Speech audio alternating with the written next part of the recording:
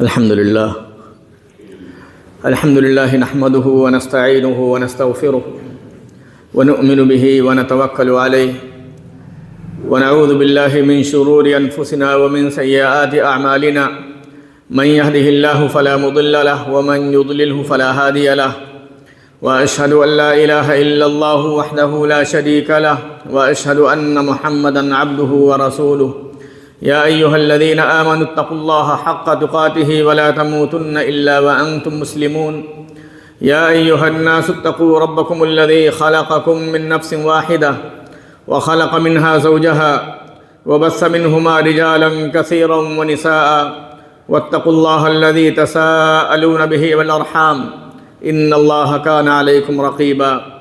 يا أيها الذين آمنوا اتقوا الله وقولوا قولا سديدا يصلح لكم أعمالكم ويغفر لكم ذنوبكم ومن يطع الله ورسوله فقد فاز فوزا عظيما أما بعد فإن خير الحديث كتاب الله وخير الهدي هدي محمد صلى الله عليه وسلم وشر الأمور محدثاتها وكل محدثة بدعة وكل بدعة ضلالة وكل ضلالة في النار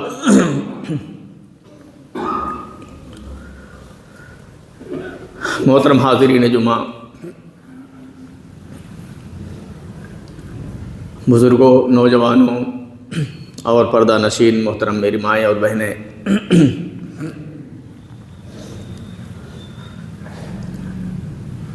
ہمیں بحیثیت مسلمان اللہ کے رسول صلی اللہ علیہ وسلم کی جتنی اتباع اور پیروی ہو سکے اتنی ہمیں کرنے کی کوشش کرنی چاہیے۔ فاتقوا اللہ ما استطعتم، اللہ سے اتنا ڈرو جتنا تم ڈر سکتے ہو۔ ہم اپنے رسول سے جتنی محبت کر سکتے ہیں، ہم آپ کی جتنی زیادہ اتباع کر سکتے ہیں، اپنی 24 گھنٹے کی زندگی میں ہم اپنے نبی سے جتنے زیادہ محبت کا اظہار کریں گے، جتنے زیادہ ہم آپ کے نقش قدم پر چلیں گے، جتنے ہی زیادہ ہم اپنی زندگی کے حرکات و سکنات میں اپنے نبی کی تعلیمات کو فالو کرنے کی، نافذ کرنے کی کوشش کریں گے،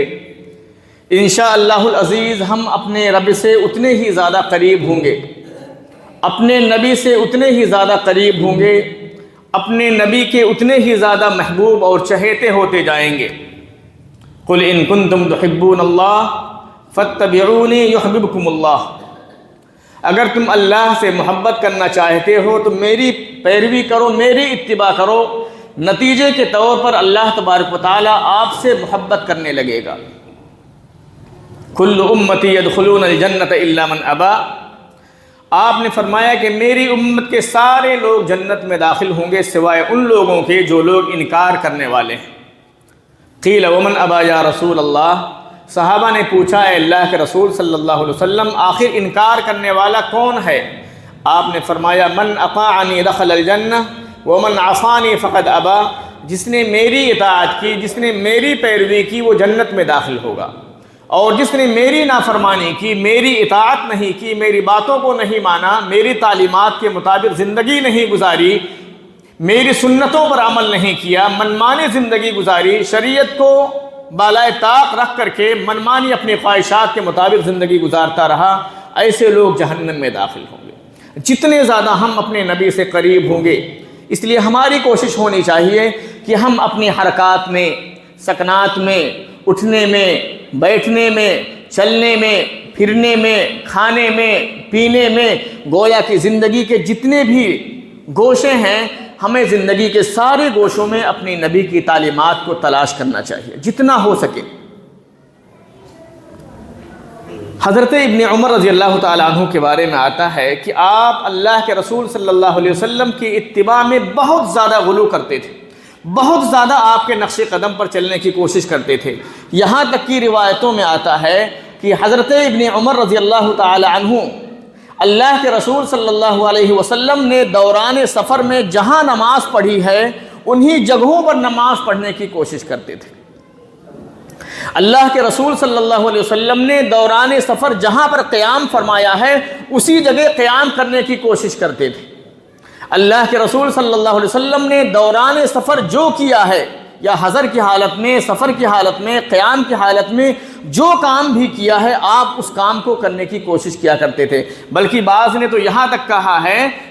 منقول ہے کہ ابن عمر رضی اللہ تعالیٰ عنہ اللہ کے رسول صلی اللہ علیہ وسلم کے پیشاب اور قضائے حاجت کی جگہوں کو تلاش کرتے تھے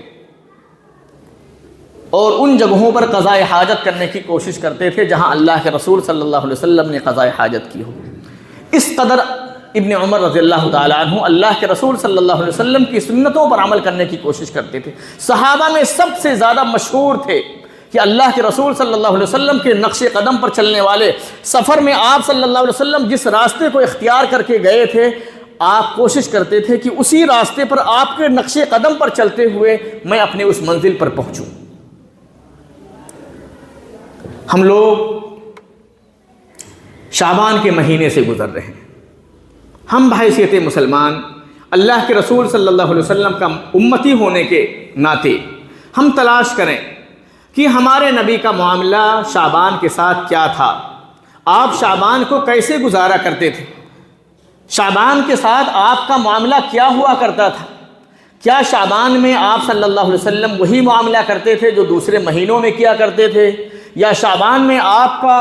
رویہ، آپ کا طریقہ کار، آپ کی زندگی میں تھوڑی تبدیلی آیا کرتی تھی۔ ہم کوشش کریں کہ اللہ کے رسول صلی اللہ علیہ وسلم شعبان میں کیا کیا کرتے تھے۔ عائشہ رضی اللہ تعالی عنہ فرماتی ہیں کہ اللہ کے رسول صلی اللہ علیہ وسلم شعبان کے مہینے میں بہت زیادہ روزہ رکھا کرتے تھے۔ حدیث ہے، صحیح بخاری صحیح مسلم کی روایت ہے، اللہ کے رسول صلی اللہ علیہ وسلم نے فرمایا، عائشہ رضی اللہ تعالی عنہ فرماتی ہیں، کان رسول اللہ صلی اللہ علیہ وسلم یصوم حتی نقول لا یفطر،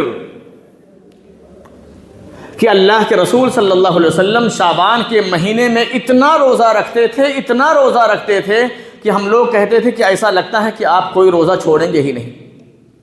وَيُفْطِرُ حَتَّى نَقُولَ لَا يَصُومُ، اور کبھی کبھی اتنا زیادہ افطار کیا کرتے تھے، اتنا روزہ چھوڑ دیا کرتے تھے کہ ہمیں ایسا لگتا تھا کہ آپ شعبان میں روزہ ہی نہیں رکھیں گے۔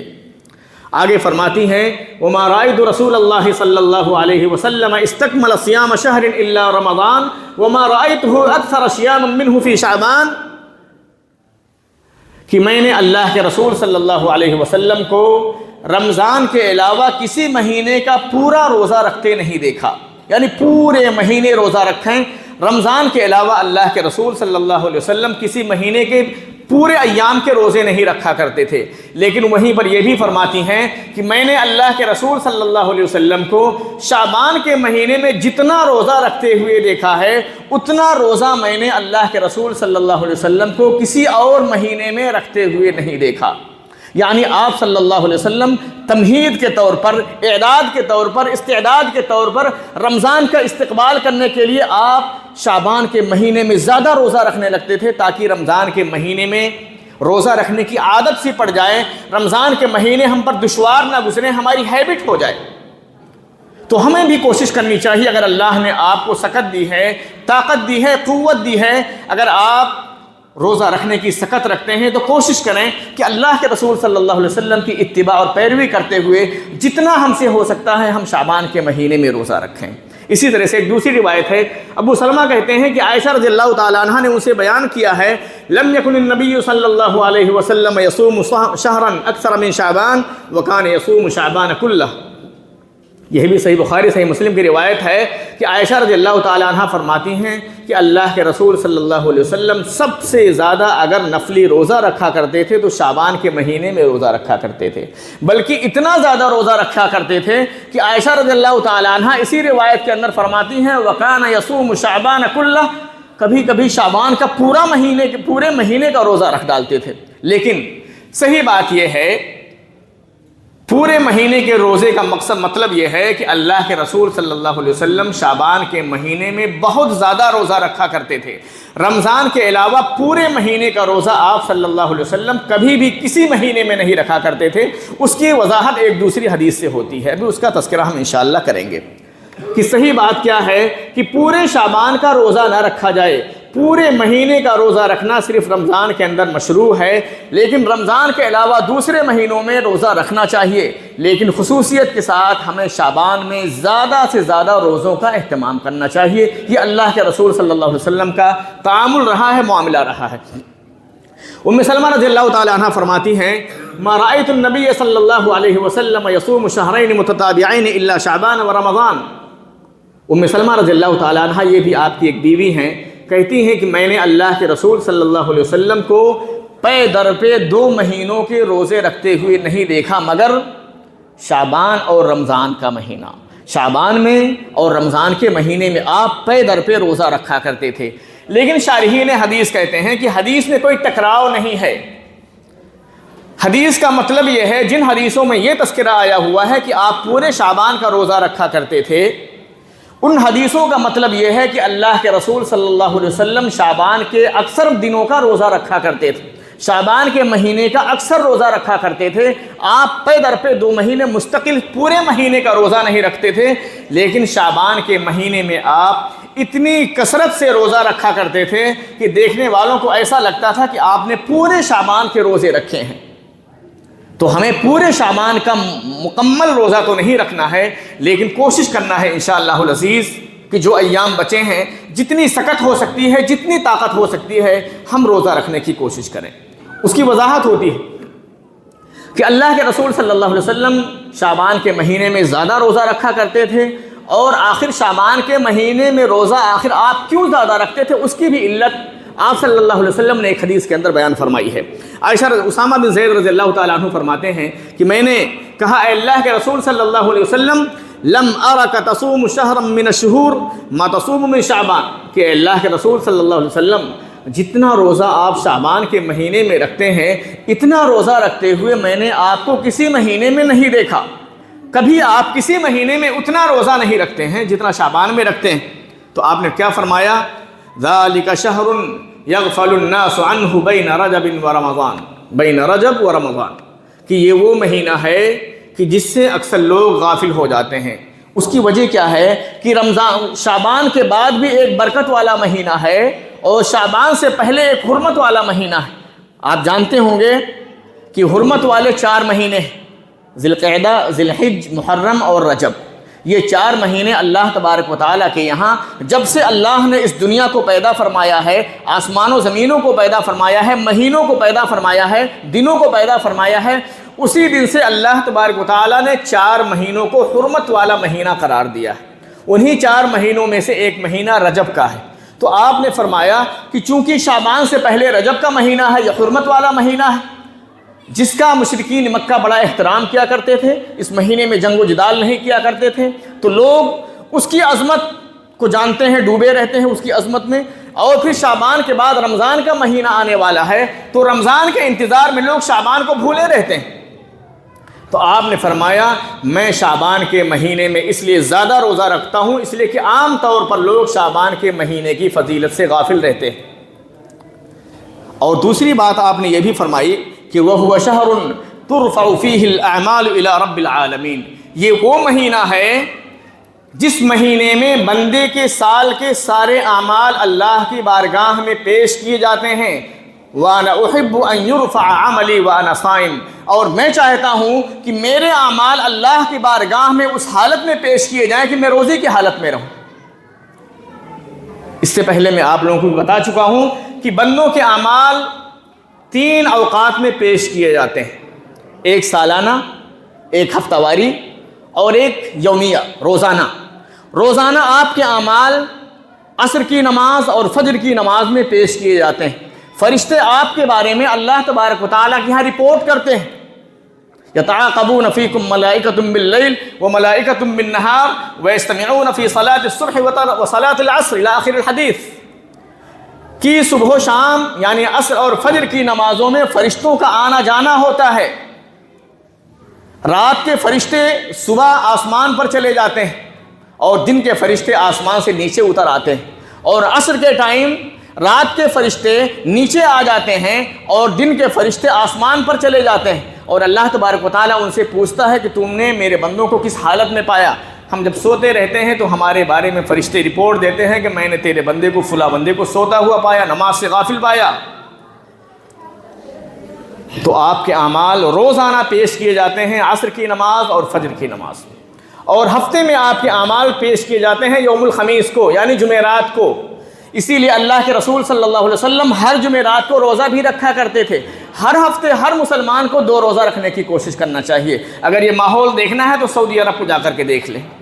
ایام 20، 13، 14، 15 ہر مہینے کی عربی تاریخ کے لحاظ سے 13، 14، 15 ہر مہینے میں 3 روزے ہمیں خاص طور پر رکھنا چاہیے۔ اسی طرح سے ہر ہفتے ہمیں 2 روزے رکھنا چاہیے، یوم الاثنین، یوم الخمیس، سوموار اور جمعرات۔ اللہ کے رسول صلی اللہ علیہ وسلم جمعرات کو بھی روزہ رکھا کرتے تھے تاکہ جمعرات کو ہفتہ بھر کے اعمال اللہ کی بارگاہ میں پیش کیے جائیں تو آپ روزے کی حالت میں ہوں۔ شعبان کے مہینے میں آپ کے سال کے سارے اعمال اللہ کی بارگاہ میں پیش کیے جاتے ہیں تو آپ نے فرمایا وَأَنَا أُحِبُّ أَن يُرْفَعَ عَمَلِي وَأَنَا صَائِمٌ، میں چاہتا ہوں کہ میرے اعمال اللہ کی بارگاہ میں اس حال میں پیش کیے جائیں کہ میں روزے کی حالت میں ہوں۔ گویا کہ آپ صلی اللہ علیہ وسلم کی ہر ممکن کوشش یہ ہوتی ہے کہ آپ کے اعمال روزے کی حالت میں پیش کیے جائیں، اس لیے کہ روزہ اللہ تبارک و تعالیٰ کو بہت زیادہ محبوب ہے، بہت زیادہ پسند ہے۔ الصوم لی وانا اجزی بہ، روزہ میرے لیے ہے، روزے کا بدلہ میں ہی دوں گا۔ روزے کے بدلے کی اللہ نے تعیین نہیں کی ہے کہ میں روزے دار کو کیا بدلہ دوں گا قیامت کے دن۔ روزہ اللہ تبارک و تعالیٰ کو بہت زیادہ محبوب اور پسندیدہ عمل ہے، اس لیے ہمیں روزے کا اہتمام کرنا چاہیے۔ یہ شعبان کا مہینہ ہے،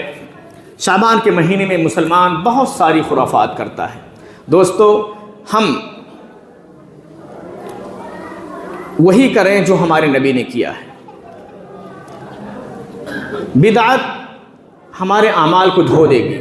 ہمارے اعمال کو رائگاں برباد کر دے گی۔ ہم سنت سے جتنے زیادہ قریب ہوں گے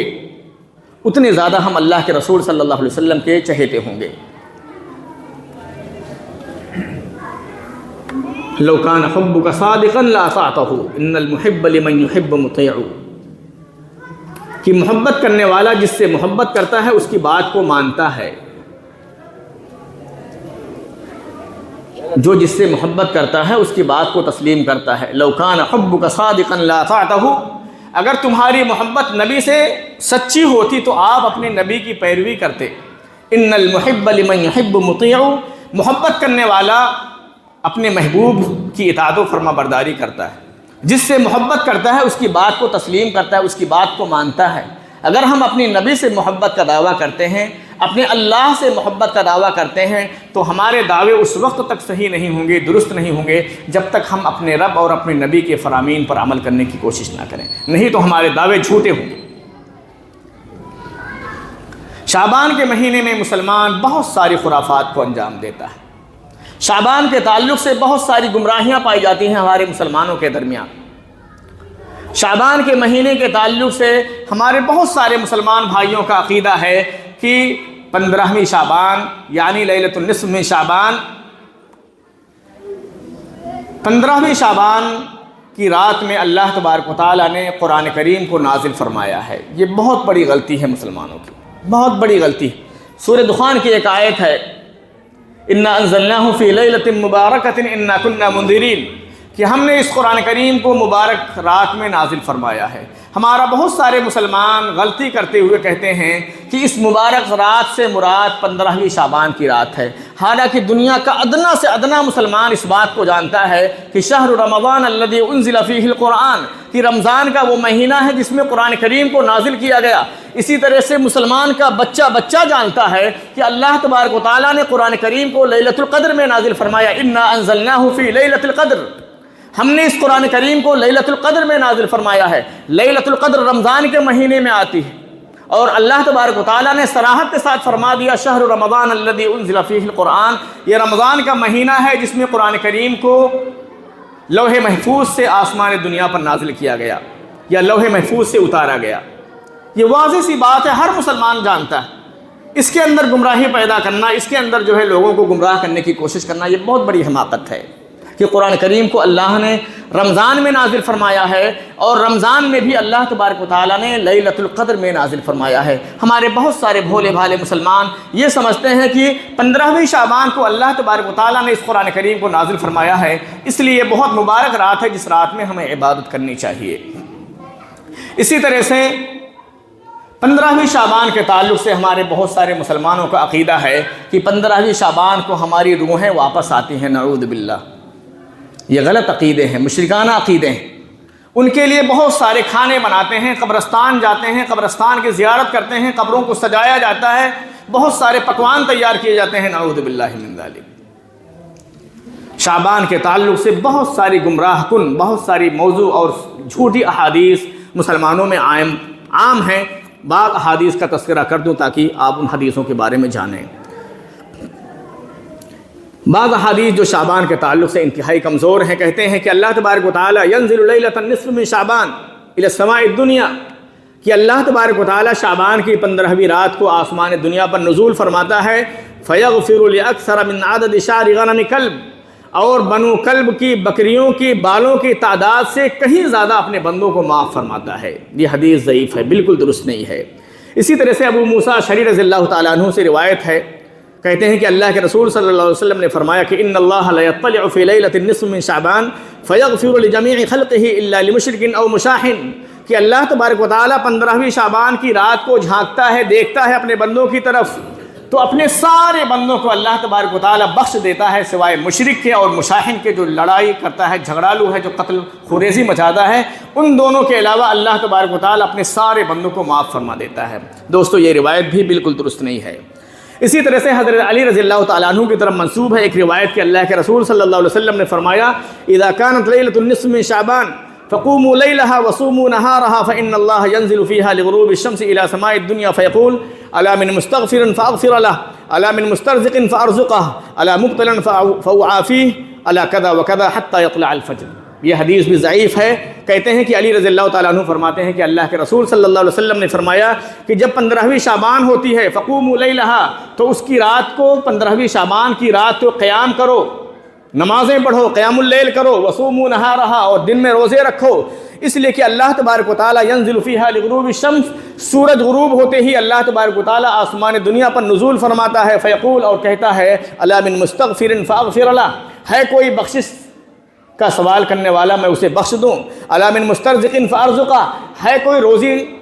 کی درخواست کرنے والا میں اسے روزی دے دوں، الا مبتلا فاعافیہ، ہے کوئی بیماریوں میں، پریشانیوں میں مبتلا میں اسے اس کی پریشانیوں کو دور فرما دوں، الا کذا وکذا، اور اس طرح کی بہت ساری باتیں اللہ تبارک و تعالیٰ فرماتا ہے، حتی یطلع الفجر، یہاں تک کہ فجر طلوع ہو جائے اللہ تبارک و تعالیٰ یہی ندا لگاتا رہتا ہے آسمان دنیا پر۔ یہ روایت بھی بالکل درست نہیں ہے، ضعیف ہے۔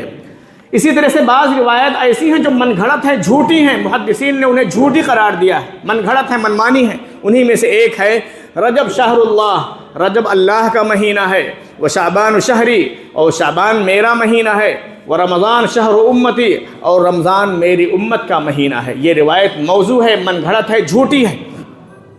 اسی طرح سے ایک روایت موضوع ہے، کہتے ہیں کہ اللہ کے رسول صلی اللہ علیہ وسلم نے فرمایا کہ اے علی،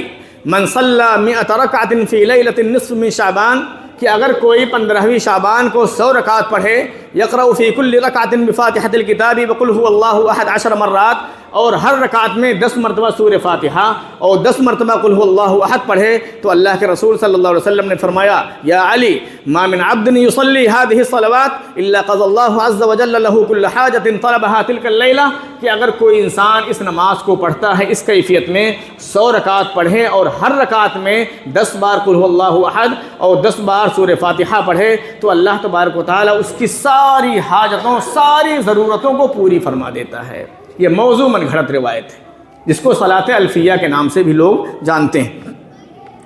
اسی طرح سے حضرت علی رضی اللہ تعالیٰ عنہ ہی کی طرف منسوب ہے، من صلی لیلۃ النصف من شعبان 12 رکعۃ یقرأ فی کل رکعۃ قل هو اللہ احد 30 مرۃ لم یخرج حتی یری مقعدہ من الجنہ۔